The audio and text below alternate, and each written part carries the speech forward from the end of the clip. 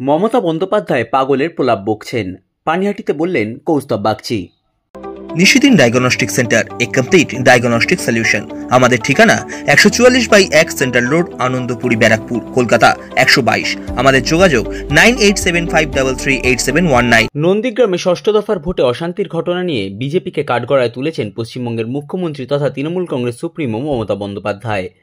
মুখ্যমন্ত্রীর বক্তব্যকে কটাক্ষ করে বিজেপি নেতা আইনজীবী কৌস্তব বাগচি পানিহাটিতে সংবাদ মাধ্যমের মুখোমুখি হয়ে বলেন, মমতা বন্দ্যোপাধ্যায় নন্দীগ্রামে নিজের পরাজয়কে ভুলতে পারছেন না। এর পাশাপাশি আগামী দিনে লোকসভা নির্বাচনে তৃণমূল কংগ্রেসের আসন্ন ফল অনুভব করে পাগলের প্রলাপ বকছেন।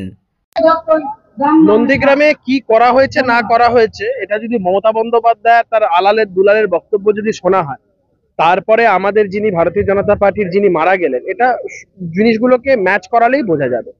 তাদের প্ররোচনামূলক বক্তব্য, তাদের বদলা নেওয়ার কথা বলা, এবং তার পরে যে ঘটনা ঘটলো, ভারতীয় জনতা পার্টির একজনের মৃত্যু হলো, এতে করে মমতা বন্দ্যোপাধ্যায় নন্দীগ্রামকে যে অশান্ত করতে চাইছেন সেটা বারংবার স্পষ্ট হচ্ছে।